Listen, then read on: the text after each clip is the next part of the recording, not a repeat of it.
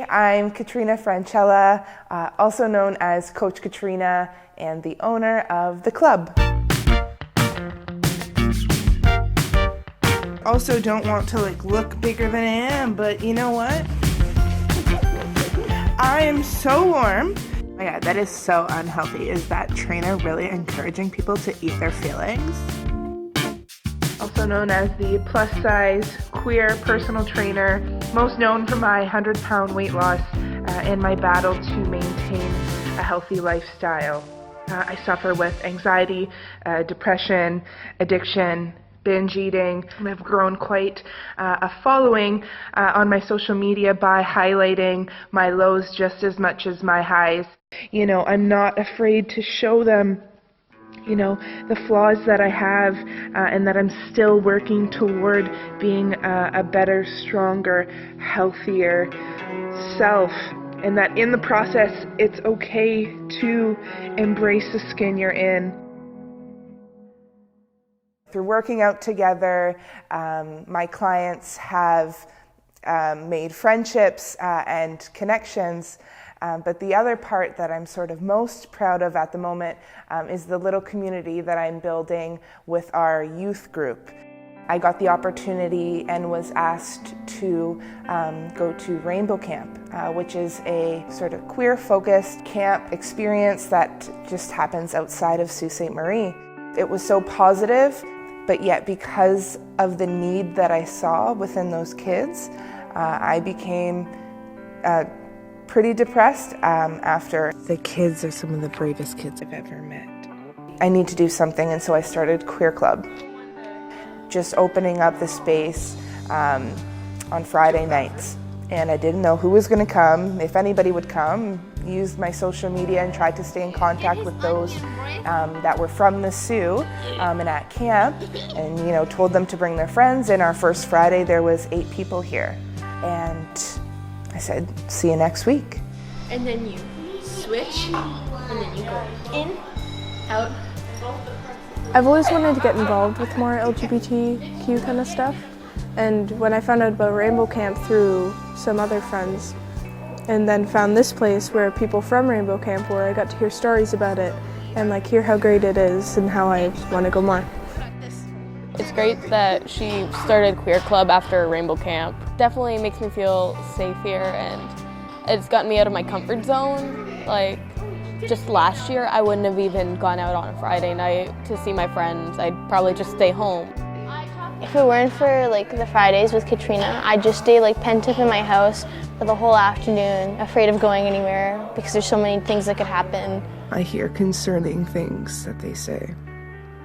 And life and death is brought up. It reminds me that I am doing the right thing. After Friday nights with Queer Club, I would always feel such a natural high. And then the weekend would come and my mental illness and addictions would kick in, and then my business was suffering because of that, and I never felt like I was doing enough. I started to sort of self-medicate in the ways that I had used to, that I had overcome.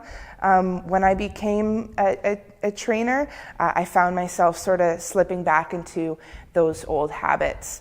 It sort of took hitting rock bottom again when I realized that, if I continue this way, I might not be able to keep my doors open. I've put a lot of work and a lot of heart into this place. And so when that sort of threat came up, I said, well, something has to change because that is not an option. I really buckled down and really looked at my life and looked at what was making things harder for me. And so I made some changes and, changed some relationships that I had, started some counseling, and asked for advice and asked for help. A lot of things have changed.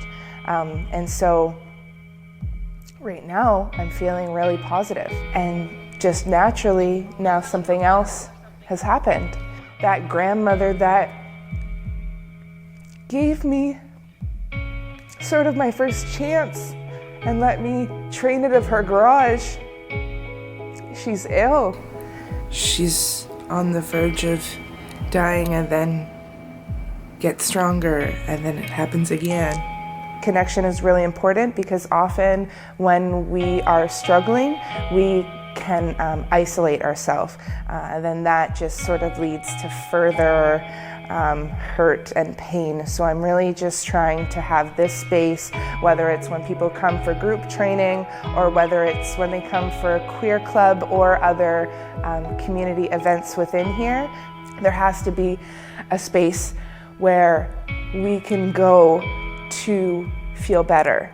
Kind of wish we could just be all immortal forever, because then we could just be with the people that we love forever, you know? The queer club members and this queer club group, I wouldn't even suggest it as a group, it's more like family. After I finally got the courage to come back to work, my parents greeted me at the door when I finished to tell me that she had passed. So Nana passed on February 14th, and I feel like now more than ever I have the fire in me to go forward and to try to help. Katrina, she's just overall awesome and very fabulous. Katrina, she's a really outgoing person, a really nice person. She's always super open and super kind-hearted, and I clicked with her right away as a friend. I really feel that that's my purpose now, is to try to spread as much positivity and love that I can. Although it was definitely important for me to take time off to grieve, coming into this beautiful reminder of why I do this, super important, and this is why I have the club. It reminds me of her, and it reminds me to, be good to my body and to love others as much as I can, just like she would. And, reminds me that my purpose is to take care of myself, and then I can take care of others.